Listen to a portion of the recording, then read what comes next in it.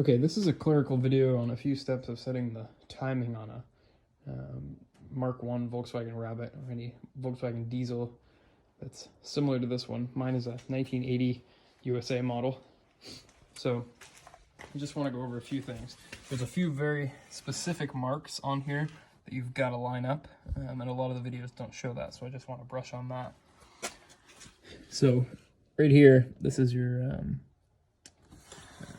camshaft pulley, and what I've done, I don't know if this is the right way, but you can put a ratchet on there and turn that, and that'll really help you turn everything else. So first thing you want to do, over on this side, down there in the transmission hole, as you can see, I've got that line in there, and I'll try to get it a little bit closer.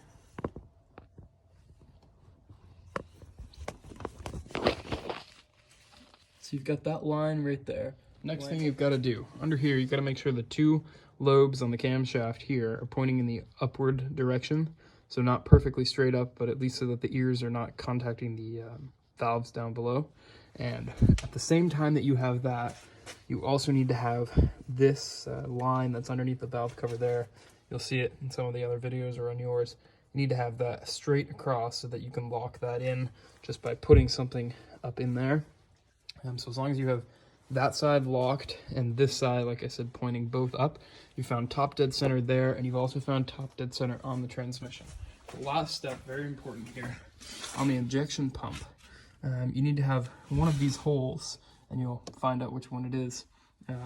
Mine's outlined in white, but yours won't be.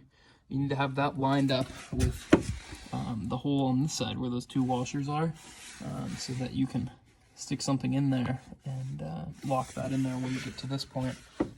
So what you need to do to find the right hole, you've got this mark right here and this mark on here. You need to line both of those up, and that's top dead center for the injection pump. So once those are lined up, you can lock that in there, and you've already got the cams locked. And you go over there, you make sure that the two lines are in the same spot as you left them lined up for top dead center on the flywheel.